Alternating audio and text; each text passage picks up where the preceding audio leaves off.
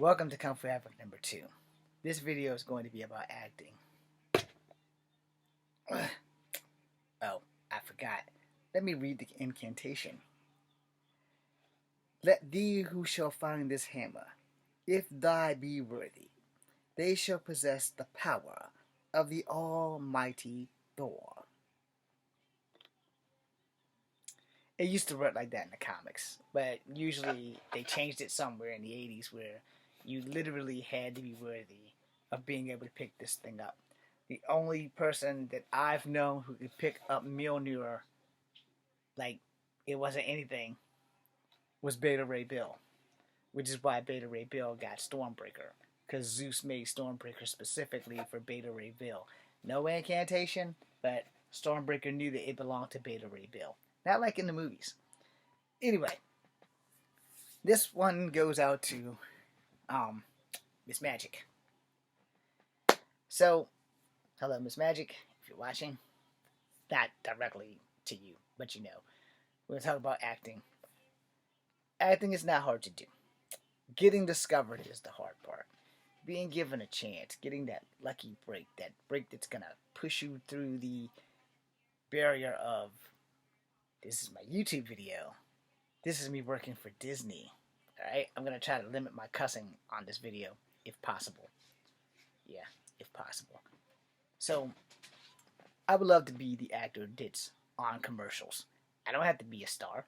I could be Flo from Geico. I could be Jamie. I can be that dude from Allstate. I can do all that. Because commercial work is work where everybody's going to know who the fuck I am. And there goes the cussing. You're going to cut on the TV. You're going to see me holding this Ozark Trail Light. How can I sell an Ozark Trail Light? This is an Ozark Trail Light. This is a flashlight with tremendous light. The light is so bright, and it even blinks. Now, when you're working outside at night, you need the Ozark Trail Light. Okay? It's really not that difficult. Getting the chance to do that is the hard part. A lot of people will not tell you this, but I'm going to tell you this, and you can take it with a grain of salt, but you can count my experience as valid. This is Imperial. Imperial, it has no cholesterol preserving. There's a total of 4 grams of pure servings of C nutritional important information for a fat content. It is margarine, not butter. So, as you can see, we can do advertisements. But can you though? Because when you go to casting calls, there's a list. Alright? I am a 5'3" mixed man. I am part native, I am part black, I am part white. I have explained this to everyone before, so I'm going to explain it again. The reason why my new name is Echo Fang Grey Wolf is because I will from now on build myself out as a Native American. I should have done it years ago, but I was scared to do that because I didn't want to offend the Native American population, being that I am a mixed Native, not a full-blooded Native, and I didn't want problems. Alright? Now, the reason why I said I should have did it years ago was because they came here and they filmed a movie called Evan Almighty. Alright?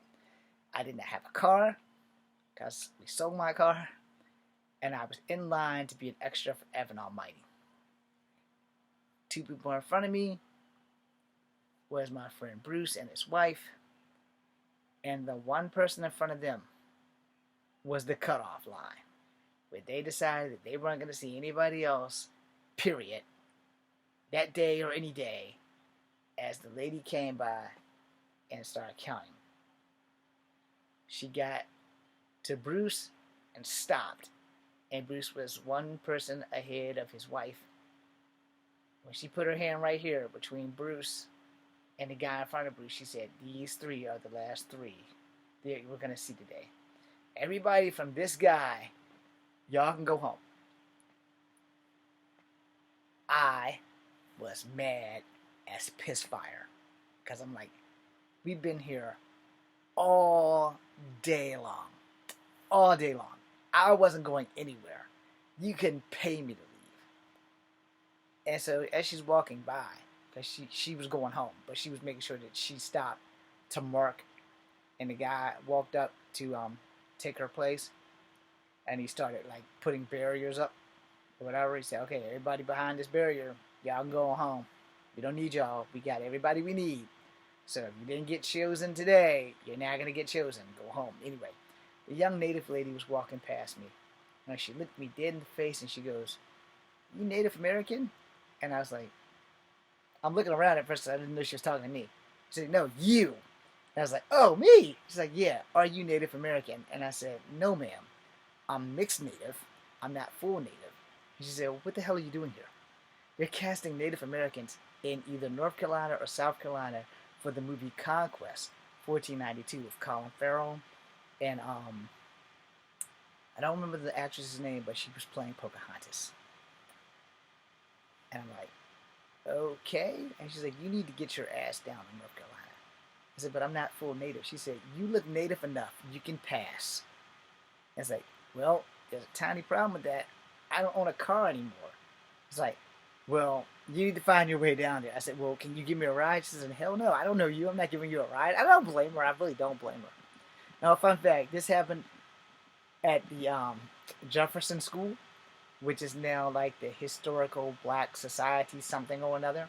And they have a parking lot where either years before or years after, because I don't remember what year Evan Almighty came out, so I can't really tell you. Hold on. Maybe I can.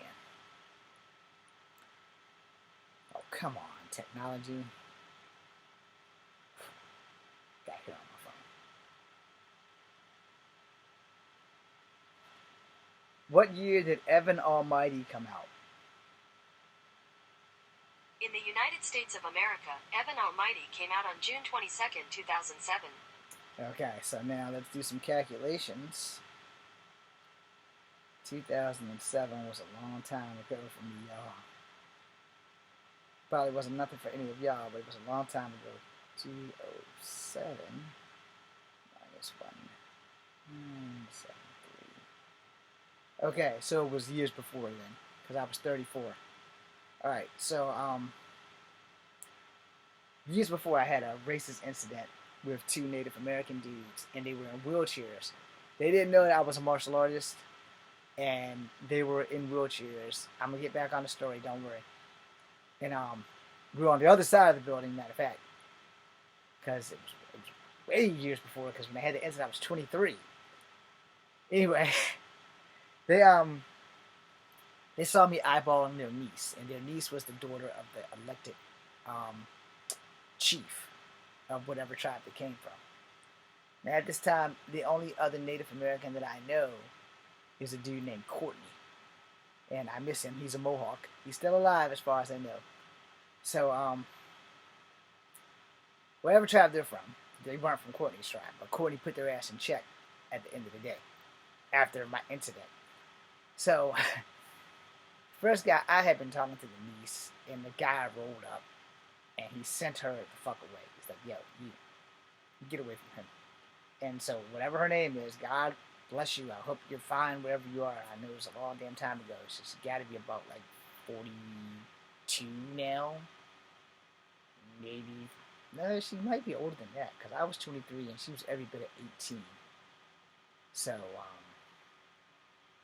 oh no, I was 23. So, sorry, got my dates mixed up for a second. Memory fuck. Anyway,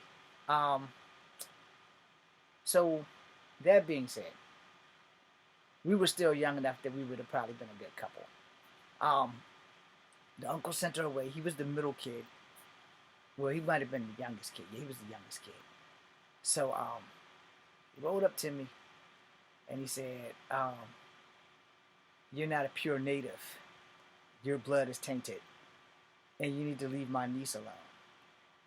Me being 23, and instead of handling this the way a grown man should have handled it, I handled it the way a grown man shouldn't have handled it.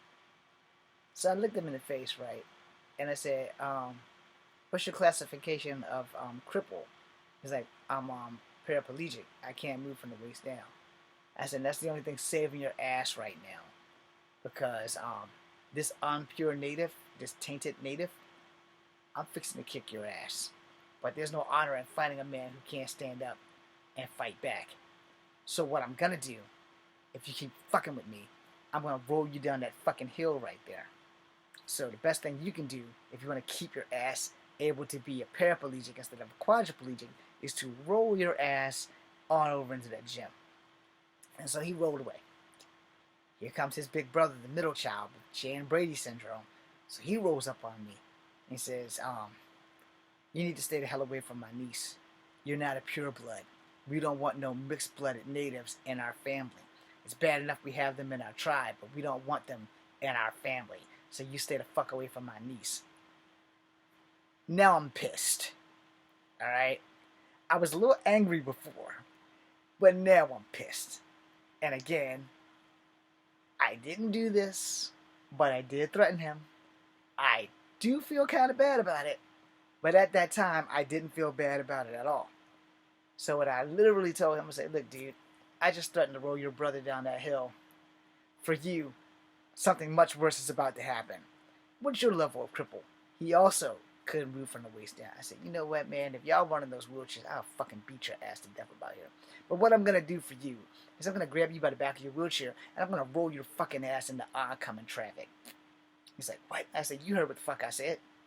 I'm going to roll your ass into oncoming traffic. You need to get the fuck away from me before I hurt you. I said, there's no honor in me beating your ass because you can't stand up and fight back. And I won't fight a man who can't fight back. I ain't got a problem rolling your ass into oncoming traffic. So he rolled off.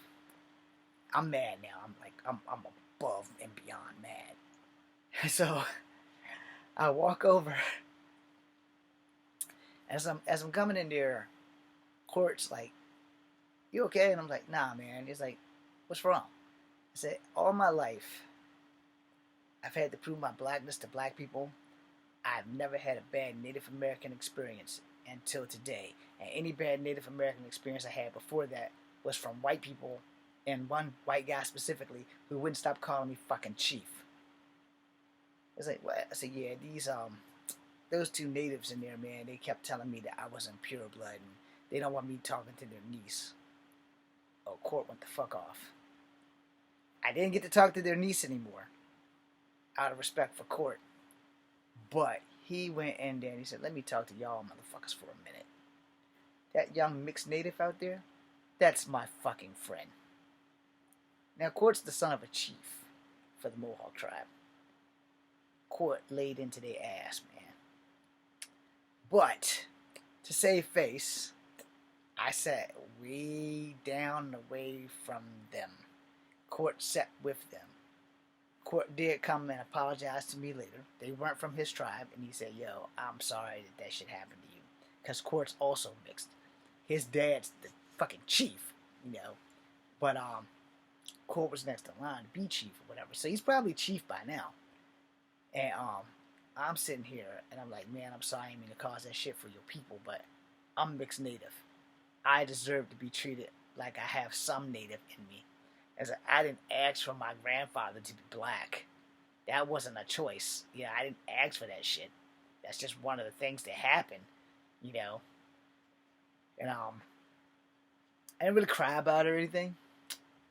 But I learned something that day. Which is probably another reason why I never used my native heritage to get work. You know, I always just said I was mixed with black. And I started on this YouTube stuff about making all my characters either mixed native or mixed Chinese. But one way or another, the kid always had some black relative because I wasn't going to give up my black heritage. So, as time would go on and more casting calls would come, my ass would go to every hotel because I'd be on the radio every week listening to when these casting calls were coming. They would come sometimes 3 months, sometimes 6 months, and I would just show up, you know, because they're cattle calls. You come as you are.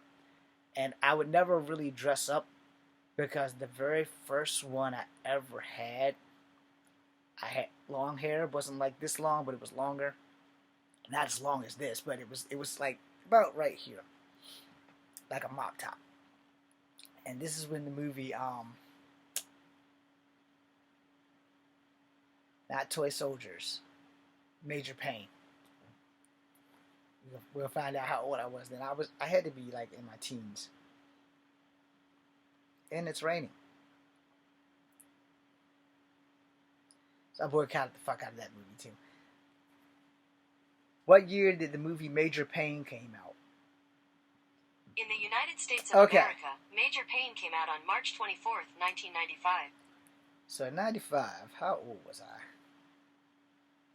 Where's the calculator on this damn thing? And not the Desmos. Okay. 95 minus 73. So I was 22. Okay. So, this asshole, the casting director for Major Payne, first and foremost, that was a dick move. So he told me to my face, verbatim, verbal contract, that if I go chop off my hair, give me a part. So I went to Joker's. For those who do not know, Joker's is the local barber shop. And I don't know what the fuck just happened with my computer. Okay, I don't know who she is. We gotta make sure we pause this thing. Y'all can't see me, but my YouTube is up. But I don't know who this blonde chick is with a bowl of cereal or something. Sunburn Comfort. Okay, damn thing's about to play. No thank you. We're gonna skip that ad. And we're gonna press the pause button because I have no idea what the hell this is.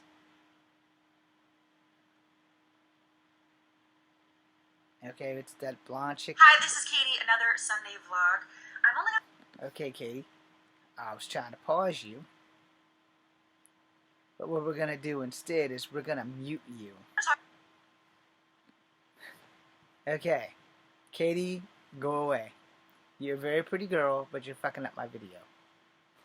I'm sorry for swearing, y'all. That was an unexpected glitch. I was trying to get rid of it in the corner. Anyway, as I was saying, made me cut all my hair off because he told me that if I cut all my hair off, you know, go bald, you would get the role. And by the time I got my hair cut and it came all the way back to middle school, they had filled up all the positions. I talked to the guy and he's like, sorry man, you took too long. I said, well, y'all could have just cut my hair right here. It's like, yeah, we didn't think about that. I said, okay, so first you made me go spend $5 to get my hair shaved bald, and now you're going to tell me I can't get the role. It's like, dude, I literally graduated from high school, like, in 93. So by the time I had graduated, I was turning 19. So, I was mad as hell. Anyway, I didn't look nowhere near 19. I didn't look like I should be driving at all. But anyway, got through that shit. And after that, casting calls just kept coming to Virginia. John Casablanca, other people. John Casablanca is still expensive. I just left them not too long ago, and I had to pay a $300 fine for quitting. I could not afford them, to be honest, because it was like $70 a day. It's like, I could see if I actually was working, like literally working and getting paid, yeah, $70, okay. Because it's like $230 or $250 for SAG, and I don't have money for either one of those. And so when I quit, the contract never said that there was a $300 quitting fee. And I had to pay that shit. And I paid that shit before I discovered 9/9. Within a month of paying John Casablanca the cutoff fee, I signed on with 9/9 for $100, and it's like 30-something bucks a month, okay? So I had an audition, or not an audition, but an open call today. Took care of that, and I sent the lady an email because I don't need open calls, I need actual auditions. So I told her to make sure that you hook me up for the Cobra Kai, because it does have martial arts, and that's one thing I know I can freaking do. And I can do voiceovers, and they're also doing voiceovers. Can't sing bro shit. Here comes the big man. Here we go again. Okay, anyway. That's just to prove my voiceover talent. Anyway, so every voiceover or every acting casting call I've been to, I could have just used Native American, and I didn't. Mostly because I was afraid to, but I didn't also want to offend natives, and I really didn't think that I looked native enough. So I was like, yeah, I don't think I look native enough. This is probably not going to work. Just tell everybody you're mixed. And so I assumed that if I was honest and said that I was mixed, that I would get work.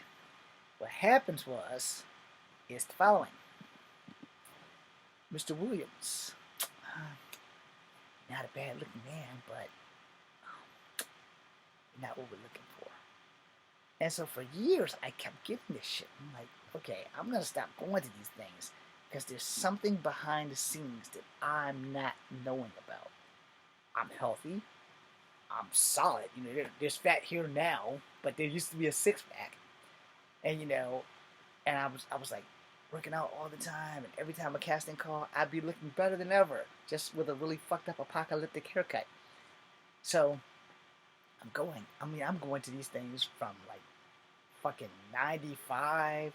The last one I went to was like just before COVID, and I did a monologue about pop cereal. And the only people who thought I did good was the actors who got picked. So yeah, that was funny. Anyway, I guess they filmed it in Scottsville because that's where if you got the email the next day, you were gonna go to Scottsville. And I didn't get an email or anything. So, didn't get a phone call, didn't get an email, because I told him I don't check my email, but this is my phone number. If you could just text me, that would be great. I never got a text message. I definitely never got a text message, because your phone is on you more than your email. And I have a Samsung. It doesn't have Yahoo, but it does have, like, Chrome, or whatever the fuck it is. I think it's Chrome. What the hell is it? Yeah, it has Google Chrome. So, yeah, I don't have a Gmail address. I just have a Yahoo. A couple of Yahoos, actually. So, I'm sitting there and I'm like, okay, this is not good. So, I kept going. And then the last one I went to, prior to the last one that I went to, back in like the early 2000s, there was a casting call at the Army. And I went to the Army, and I went with my boy Jay Diz. Jay Diz wanted to do rap and singing and shit, where the casting calls only wanted comedians and actors. And so it's like, okay, Jay Diz, because I wasn't going for me this time, I was just going with him. And he's like, all right, I'm going to talk to somebody when this shit is over, especially if they don't call me. I was like, well, dude, get up there and fucking be funny like you always are. He's like, well, you got comedic talent? I said, yeah, but I'm not funny. I just say funny shit at the, like, almost right time. And sometimes that shit works out, and sometimes it just offends people. So, But Jay Diz, his shit's always, and maybe it's just me, always perfect timing. Except for a couple of times when we were filming in the California roll thing. But other than that, usually his shit's always on point with perfect timing. So, we got there, and the problem was they weren't looking for comedians or actors. They were looking for singers and dancers. But the radio said it was looking for actors and comedians, which is why we went. So it's also, I think, like why we made the movie A Clone Affair, which I have clips around here somewhere. Anyway, so we did that. And fucking, not too long after that, guy came out and started talking to us, and he gave me the same shit that I've always gotten. Mr. Williams, you're not a bad-looking man, but to be honest, you're fucking too short. We have a list of things, and you're not on that list. I was like, okay, so what do I need to be on the list? He said, well, for this round, we needed a white guy, 6'2". You're not white, and you're nowhere near 6'2". I said, so you guys didn't need a mixed guy? He said, dude, we never need a mixed guy. And it didn't dawn on me then, as it has dawned on me now, that as long as I'm mixed, I am not going to be getting any work. Now, it dawned on me like a year ago with COVID, which is why I decided that I'm going to change my name and build myself out as a Native American, because I am biologically mixed Native. But, you know, I had some reserves about it. And now I don't give a fuck anymore, so, because I really want to do this shit. And to do this, sacrifices must be made. So, my checks will be signed under James Williams Jr., but the world will know me as Echo Fang Grey Wolf. Now, we talked to the guy. Josh explained everything to him. And, you know, he guy's like, well, if you make, like, some tracks or something, cut it, and gave him the guy the address. And the guy didn't give me the address, he gave Josh the address, and so, nothing really ever came from it, but that was, like, the last time that we went together to one. Then we just started making fucking, independent films and shit, you know. Path of Ascension, it's on Kung Fu Havoc #1. So if you guys want to see some of the earlier shit I've done, they're all there. I have all these DVD cam tapes. These things, they have all my footage of stuff on them. I have no idea what's on these because they're not marked. I don't know, but I know they're full. I'm going to have to power up one of my cameras and watch it. I know I'm not supposed to erase them because they're clicked, like that thing there.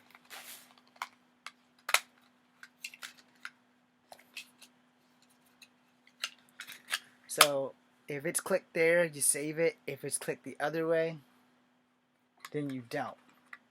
As if you can read that, it has save and record over. So, that there was some of the stuff that I had went through.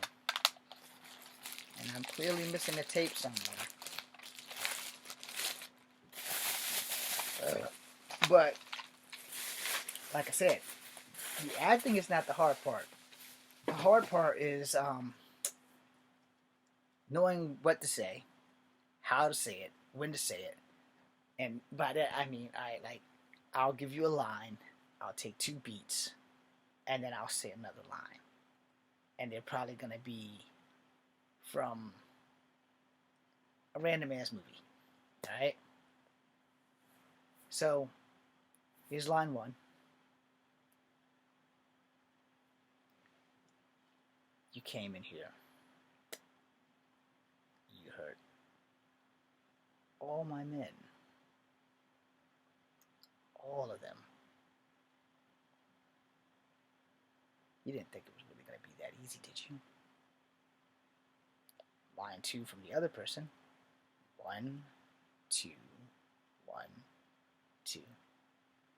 Yeah, I did. For those who don't know, that was an improvised version of The Bride and Kill Bill. But what I should have did was the improvised version of Oren Ichi and The Bride, which is pretty close to what I was attempting, but I forgot what her lines were. You know, outside of Tachibana, which that translated as "get that bitch," but I think Tachibana actually means something else in Japan, but I'm not Japanese, so I don't fucking know. But anyway, if you go watch the movie and the subtitles pop up, she goes, Tachibana! And they Crazy 88 come out after her. So, whatever Tachibana means, you know, there it is. Now, what I really could have done was a line from my favorite Brandon Lee movie. But I'm not going to get up and do the Kung Fu part that goes with it. So, we can go with that. This is part of it. You have the right to remain silent. Kicking the guy's ass. You have the right to an attorney. Still kicking the guy's ass. You have the right to be dead. Lights the fire, throws it. For those who do not know or have not seen that movie, it is Showdown in Little Tokyo. Now, if I actually got up and did the martial art part, it's a front kick, tornado kick, foot sweep. You have the right to remain silent. Guy gets up, it's 2 front kicks, possibly a tornado kick. I'm kicking him toward a vat of alcohol. Then some other shit. you have the right to an attorney. And then it's a tornado kick into the vat. Open up the fire. He goes, you have the right to be dead. And he throws it in the fire. Now, another line from that movie that's not so nice, but we're going to say it anyway. So, we're in a standoff. We're at Tanner's house, the one he built from scratch, because Tanner's a white dude raised in Japan, where I'm a half Japan dude. Well, Brandon's really Chinese, but he's playing a half Japanese dude. And their backs are against the wall. He says, so, this is the first round. I said, yeah. He said, oh, well, in case we get killed, I want to tell you something. If you're okay. I say, yeah, sure. What is it? I'm sorry. I'm going to try to do it the way Brandon Lee did it.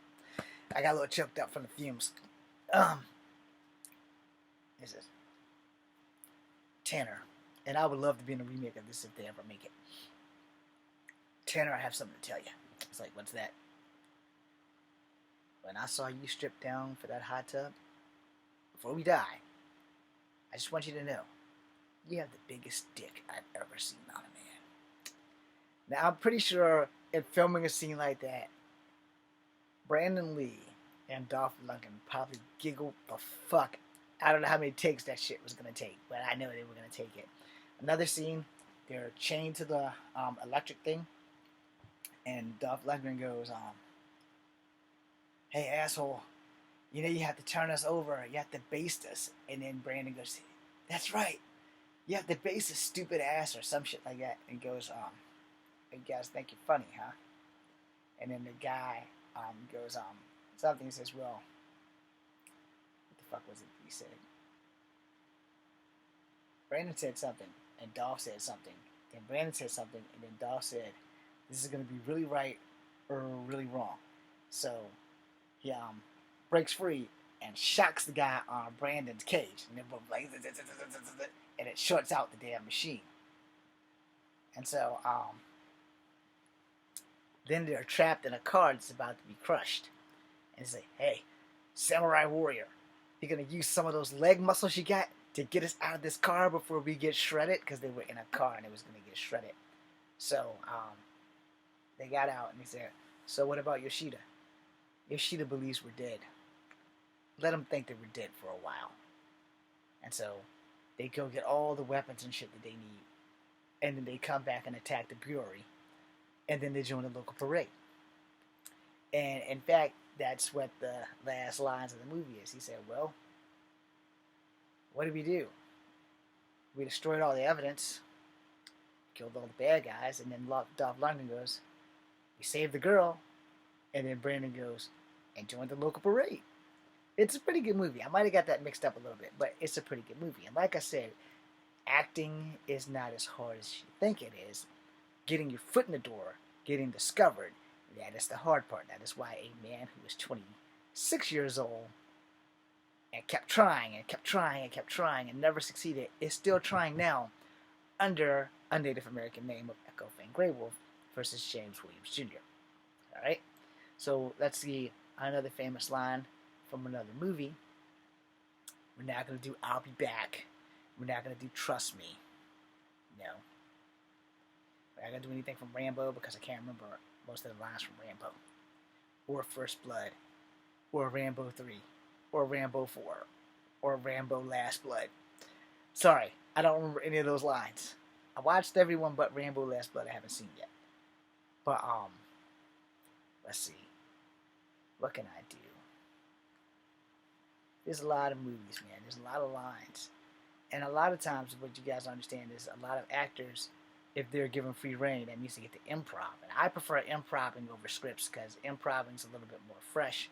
The only problem is, I don't remember what the fuck I said. So if I said something cool, you better have shot it because it's more than likely I won't remember what the fuck it was. And if you didn't film it, then it didn't happen. So there's that. Let's see, what's another good line from a Brandon Lee movie? Rapid Fire, my second favorite Brandon Lee movie. So he has Brandon, aka Jake Lowe. He has him tied, well, not really tied up, but he has him like in a particular situation. It's about to be a shootout. And so he says to Brandon's character, "First, I'm gonna break your fingers, finger by finger. Then I'm gonna break your ribs, rib by rib." Brandon's character looks up and says, "Knock yourself out."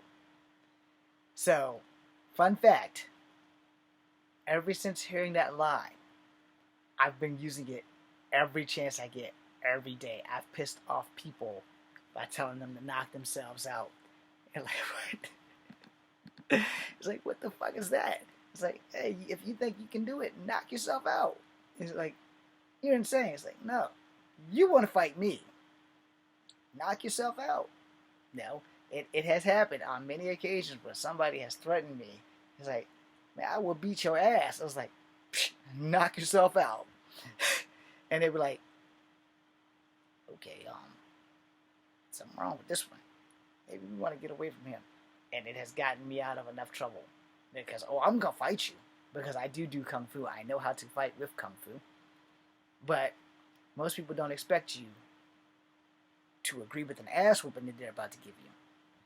Now, another fun fact, I got kicked off of Twitter for exactly that. So there was this young lady that I follow. I think her name is Emma or Emery. She is from Canada, but I think she's Korean. And she had a boob job and some more stuff.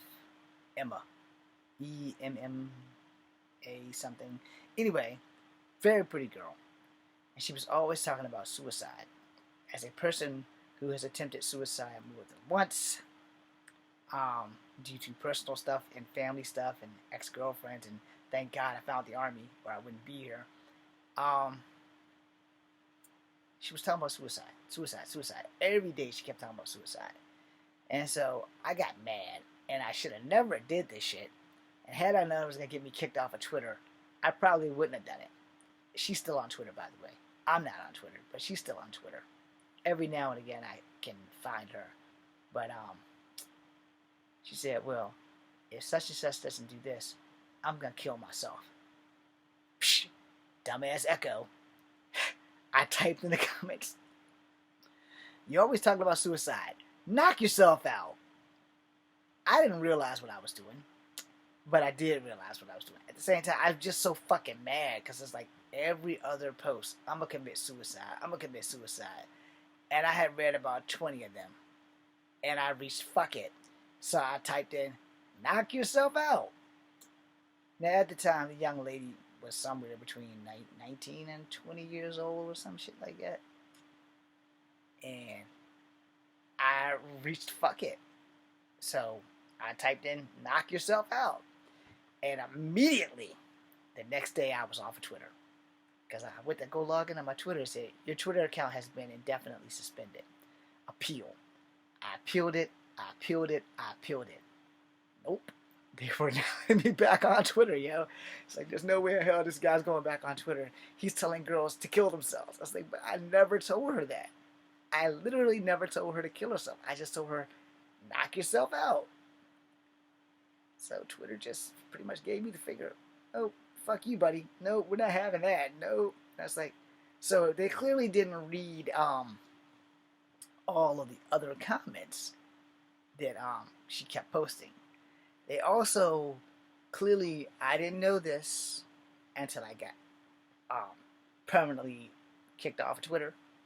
Apparently, Twitter and Snapchat, you can like be nude and shit on there. I didn't know that shit. I didn't know that you could have boobs and pictures and shit on Twitter. I just thought that Twitter was just like everything else. You know, you can talk on here and everything in Twitter. What you got, like, I don't know how long the videos are, but you can like make a quick snap or a quick tweet or a tweet bird, whatever the hell you call this shit. I only got Twitter for my career and unfollow my future wife, the flawlessly beautiful and dangerously sexy Zeta Zhang. Anyway, that's a fantasy, but if it happens, y'all heard it first because I talked it into existence. Anyway, I am madly in love with the girl, but again, irrelevant. So, apparently you can do all that, and I was like, well, she's fucking nude on Twitter. Twitter doesn't care because she has boobs. No. But she threatens to commit suicide, and I say, knock yourself out, and my ass gets the boot from Twitter. It's like, okay. I haven't tried to get a new Twitter. I'm like, I'm so over it. I'm like, okay, fuck it. And there's no way in hell I'm going to True Social because I am not a Trump fan. Anybody following me, you know I'm not a Trump fan. The man is a devout racist. I don't give a damn what anybody says. If he's not a racist to you, it's because he hasn't said anything bad about your race. And if he has said anything bad about your race, which means you're Asian, Black, or Native American, or you're very, very poor white because he doesn't like the uneducated people. No offense to anybody who's white, but that's the only white people that he considers beneath him, where everyone else is beneath the poorest of the poor. But regardless of whether you're educated or not, if you are Native, if you are Asian, if you are Black, this man does not like us. And if you are mixed, he really doesn't like us, and neither does Clarence Thomas. But it is what it is, because Clarence Thomas wanted to ban interracial marriages, and so does Mitch McConnell. Funny. Why does Mitch McConnell get to have a Chinese wife and I can't? Why does Clarence Thomas get to have a white wife, but I can't? What the fuck makes them special? Anyway, not relevant, but true. Clarence Thomas has a white wife, and he's in a lot of trouble. Mitch McConnell has a Chinese wife. So why do they get to have an interracial relationship, but everybody else in America is not allowed to have that? Who the fuck made them the king of the world? Anyway, moving on. Let's see. Let's give you guys another line. Let's see. Should I do an animated line or should I do a living film line? I'm going to do a living film line. Alright? Now, this line will come from the X-Men. Not First Class. That was a clusterfuck. Wasn't a bad movie, but it wasn't the X-Men that I grew up reading. Alright? Where's the girl? You mean Rogue? Yes, the girl. The girl is fine. You've already met Cyclops and Storm.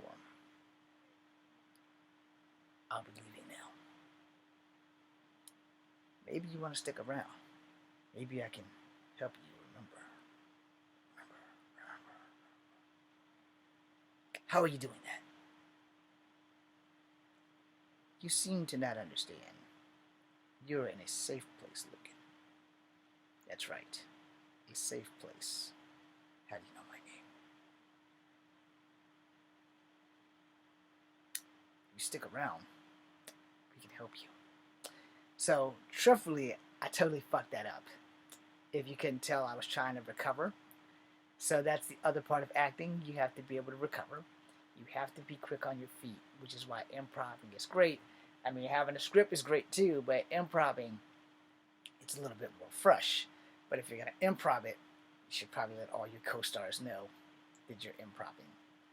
The director should also tell you guys if you're going to improv this shit, if you're going to go by the script.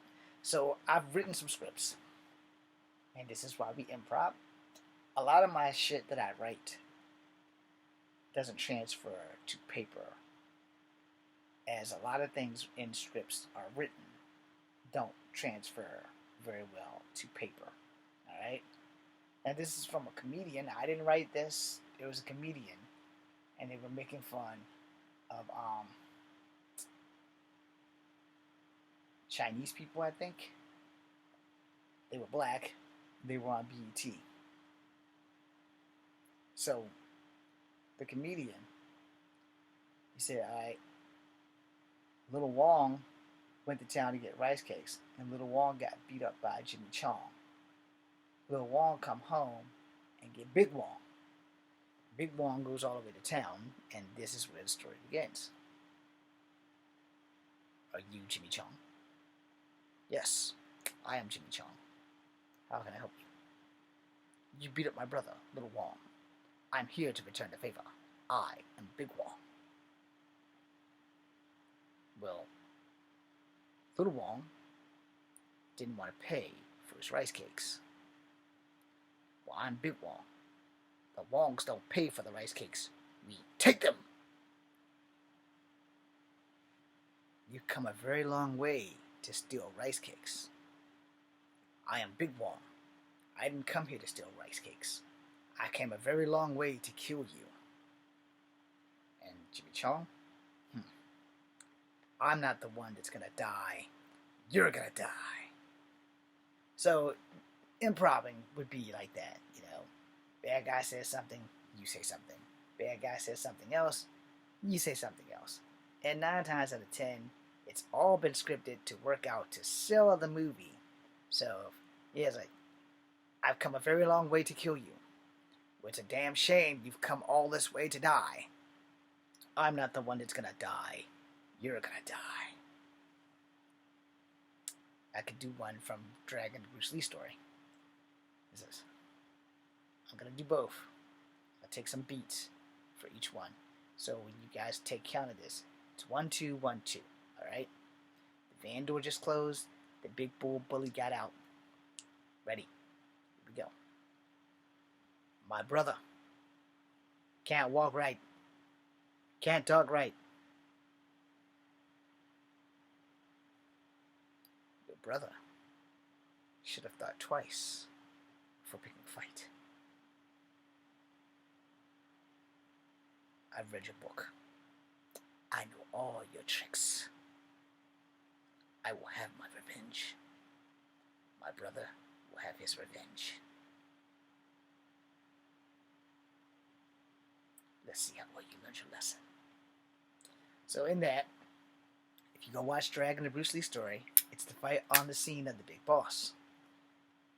The big brother got his ass beat in less than a minute, and if you go by the movie, it was the longest fucking minute in history in the ring. And next thing you know, Bruce went to China after beating that dude's ass. You give up? You give up? In the fight before that, that guy cheated Emperor Bruce Lee's back. Bruce Lee healed, went to the tournament, beat that guy's ass in less than a minute, or at least a minute, according to the clip. Now, after that, sorry, commercial. After that, his little brother, who was bigger than him, went to China, found out Bruce was working on the big boss. Good movie, by the way. And he goes in, and he gets out the van, he says, my brother can't walk right. Let's try it again. My brother can't walk right. My brother can't talk right. My brother can't do anything. Your brother should have picked wisely. And then he looks at Bruce, he goes, I read your book. I know all your tricks. And then Bruce goes, well, let's see how well you learned your lesson. And then the fight commences, and Bruce punches through 2 big-ass blocks of ice. The fight continues. Bruce rips over there, beats the guy up, goes over to the cameraman, and rips out all the film. And then he says, how dare you? That was the best fight scene ever. He said, yeah, but I had to destroy this. We'll film a better fight scene tomorrow. And he's like, what? Because basically, it was evidence of what could have been considered a fucking homicide. He didn't kill the guy, but I guess both brothers wound up in the hospital. You know, so that was that. Anyway, you know, these things in acting, you have to understand how acting works. As an actor, you will have to do a monologue if you are chosen. Because, you know, a lot of acting is pure fucking luck. Alright? You might not have acting skill fucking 1, but a lot of acting is pure fucking luck. A lot of other acting is how beautiful you look. Okay? So 2 down, because I don't have beautiful, and I don't have pure fucking luck. My luck has been purely bad. But anyway, haven't given up. So you go in.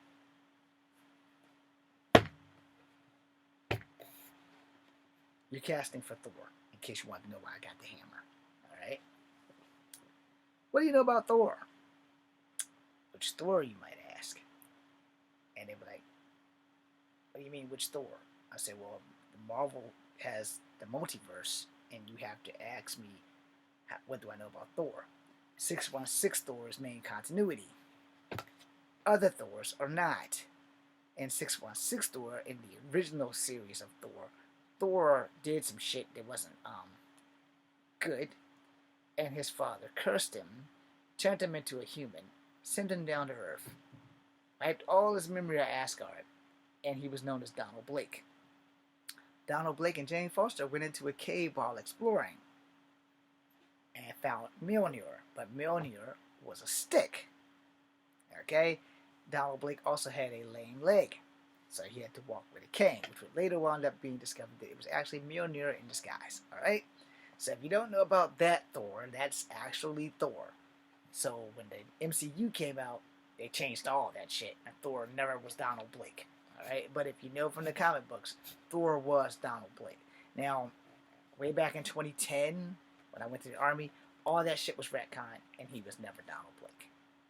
He lived in Chris Masterson's body for a little bit as well. I forgot how that happened, but then Chris Masterson became Thunderstrike after him and Thor had a fight over Circe, I think. I got the comic downstairs somewhere, but it was like a four-part event. And so, he got the hammer. And then when Eric Masterson became Thunderstrike, it was decided that Eric Masterson would be on the West Coast with Iron Man, and Rhodey would be on the East Coast, because Rhodey would be running the New York business, and Rhodey would be with Captain America. So you had East Coast and West Coast Avengers. Okay? Donald Blake was no longer valid. Thor just stayed Thor. And Thor would do double duty until Eric Masterson decided that he was going to be Thunderstrike, and he would be known as the Earth Thor.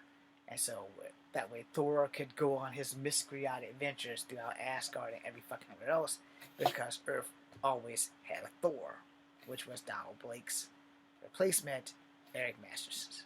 So, that being said, and while Thor was out there, eventually he would collide with Beta Ray Bill, etc., etc. Thor had some good adventures. So, that's how much you need to know about Thor. But when it comes to interviews and you had to do a monologue, they had a show called The Return of the Incredible Hulk where Thor was on the show. But they had this kid who had the hammer, and he would summon Thor by hollering Odin. And so, it wasn't really a kid. He was like a 20 or 30-year-old dude summoning another 20 or 30-year-old dude who was built like shit. But in actuality, in the comic book, Donald Blake would tap the bottom of the cane on the ground, turn into Thor, and Mjolnir would turn from the cane into the hammer. So, having that research, you could do a monologue about it. It's like, hi, my name is Dr. Donald Blake. Now, this is where the problem comes in, because Echo doesn't remember what kind of Dr. Donald Blake was. So, we're just going to make something up. Ready? Here we go. Hi, I am Dr. Donald Blake, and I'm your gynecologist. So, young lady, I'm going to tell you right now that I promise that I'm going to make you as comfortable as possible.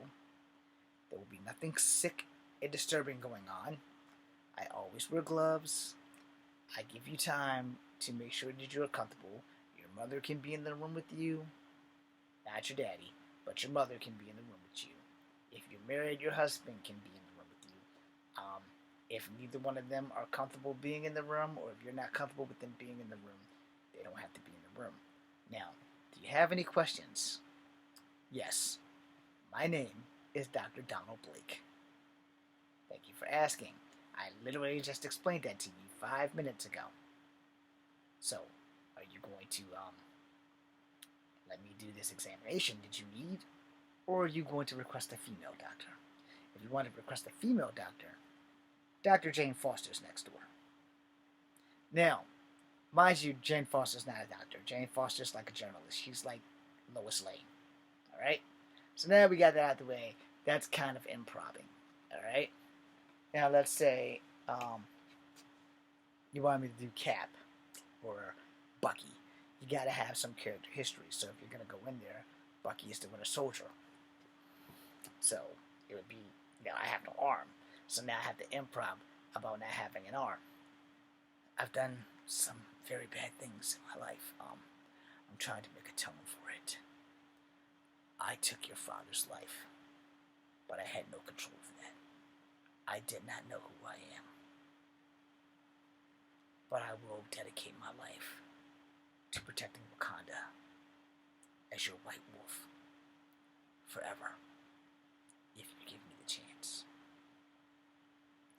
You will have a chance to atone for what you've done. No one in Wakanda will take revenge on you after this day. You are my brother. But from now on, you are the White Wolf, and this is your arm. It's time for the White Wolf to stretch its legs. Wakanda forever! So there, now you would know how Bucky got a new arm. Alright? So Bucky got a new arm from Wakanda. Now, I don't know how he got the arm for the Winter Soldier in the TV show. I do know he gave the old arm to Rocket, though, for Christmas. I just found that out not too long ago.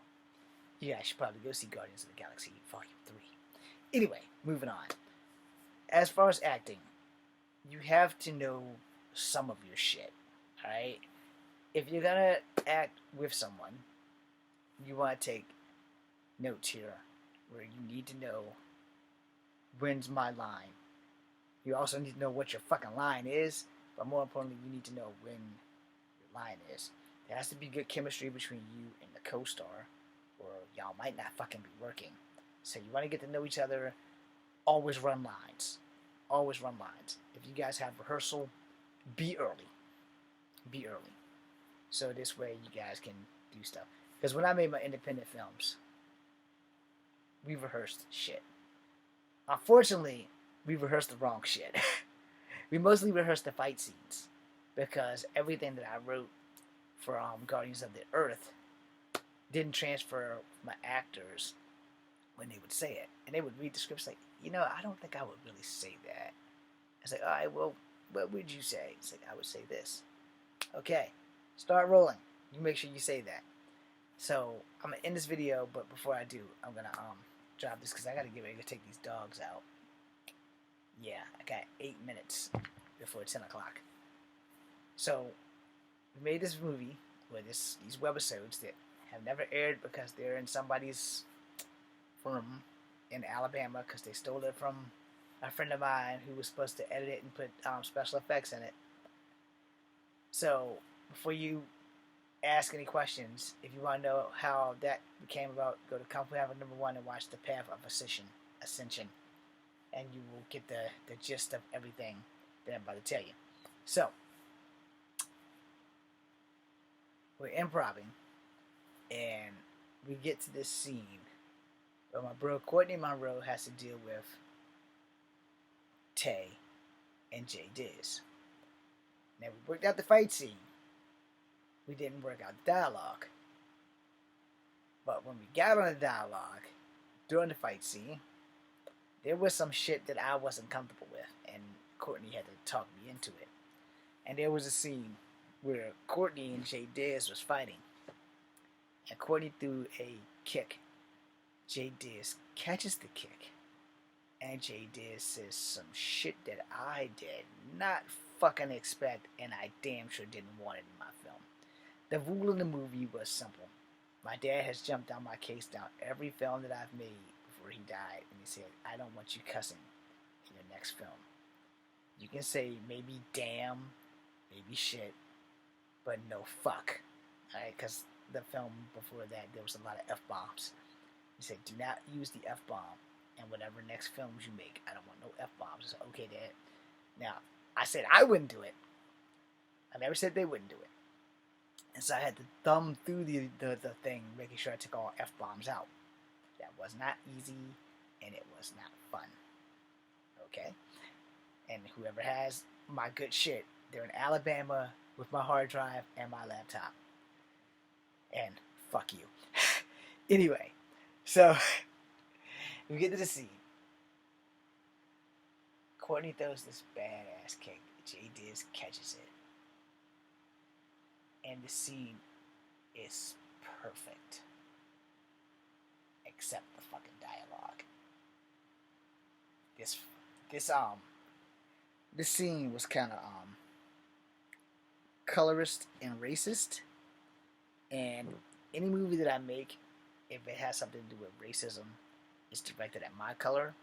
or at my character rather, because as a mixed person, I've faced racism more times than I can count, and I would rather it be directed at me because I know how to deal with it and I know how to make the facial expressions when it's directed at me versus it being directed at somebody that I had just met. And I had just literally met Courtney and Tay because they were bros and they hung. And Courtney wanted to film and I wanted to film, and I didn't want Courtney to be the bad guy, but Courtney wanted to be the bad guy. So I was like, okay, if you want to be the bad guy, it's fine. Courtney's like 6'1", and him and CLS were the tallest too.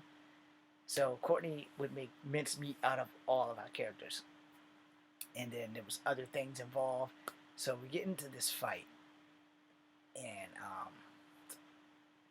Courtney throws the kick. J. Diaz catches the kick.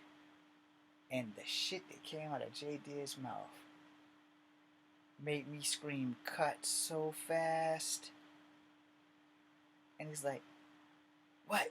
It's perfect. I said, no, we're not doing that. It's like, dude, it's okay. I said, no, it's not. You're a darker skinned man, and there's no fucking way in hell I'm gonna let someone call you that. It's like, dude, it's acting. It's like, dude, he just said, I got you now, you black bitch. No. Fuck no. It's like, my character's an alien. Yes, I'm dark skinned. I said, dude, I've been dealing with racism all my life. If there's gonna be anything racist in this movie, it has to be directed at me because my character's mixed. Versus you being an alien and this dude straight calling you a black bitch. That shit's not fucking cool at all. He's like, you've been the victim of colorism or something, haven't you? And I said, yes, I have. All my life, trying to prove to people that I was black has been a fucking issue. It's like, look, dude, we got this. And you need to keep this scene in the movie. In fact, we're going to shoot it again.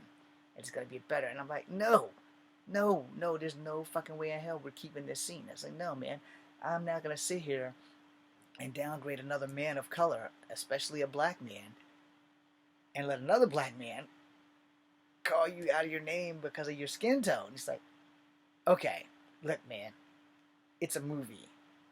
We're not taking this shit personally. You need to calm down. It's like, you don't understand. I've been through a lot of shit in my youth. And I'm like 35, 36 while I'm making this. Or 33, 34, somewhere in there. I'm in my 30s. And I'm like, dude, I don't want you to be offended and walk off the set because my friend here just called you a black bitch. He's like, dude, it's acting. None of us are upset except you. It's like, because it was racist. It was reverse racism at its highest. He said, but the shit was awesome and it fits. I was like, no, I would never let anybody do that to anybody. And it's like, dude, it's acting. We're okay. We're all friends here. Fuck, we're all family. Calm down. It's like, yeah, but dude, it was insulting. I've never called somebody darker than me. Anything like that. Ever in my life. Even the people who bullied me who were dark as fuck, I've never made any jokes about them going in the dark, closing their eyes and shutting their mouth, and you would never find them. I've never done any of that shit. And he's like, yeah, well, I've been told if I go in a room, close my eyes, and shut my mouth, I won't be seen. He's like, you're not that dark. He's like, I'm dark enough. I'm like, dude. She's like, all right, this is what's going to happen. He said, I'm going to take charge right now. We're going to vote on it. And majority wins. And I'm like, okay, it's only 4 of us. There's no way I can really lose. It's going to be a draw. I lost. Literally, all 3 of them voted to keep the shit in. Not only did they vote to keep the shit in, they were going to make sure that we kept it in. And they filmed it again. And when they filmed it again, it was even better than the first time they shot it. So Courtney tornado kicks the shit out of J. Diz. So first, he catches it, he back elbows Tay, Tay goes down, and he throws the kick. And J. Diz catches it and says, I got you now, you black bitch. And Courtney goes, whew, kicks him. J. Diz goes down. And then he looks back at the camera and says, if this is the best that earth can do, I'm gonna enjoy conquering your people. Walks off smooth as shit. And I'm like, cut. And it was so fucking awesome that it's in there. So whoever has my film in Alabama, again, fuck you. But that's the thing. So like I said, acting isn't the hard part. Getting discovered, selling your film, that is the hard part. I have kept you guys for an hour and 5 minutes. So by the time you're watching this, it's probably after midnight, after you got through all the Spider-Man videos. So thank you for watching. I'm your host, Echo Fang Grey Wolf. Miss Magical, if you find this, I hope it entertains you at least a little bit. And understanding that there aren't enough mixed people having stories written. This was like a superhero homage to like Power Ranger stuff. But understand the characters. You will need to go to Kung Fu Havoc #1. It's called Path of Ascension. There's 2 parts.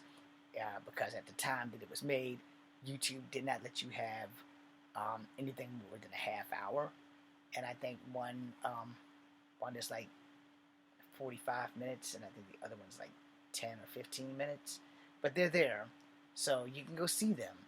And if I can find a Firewire terabyte of 8 Firewire terabyte that has like 8 terabytes, then I can re-put the movie together, which might be what I have to do.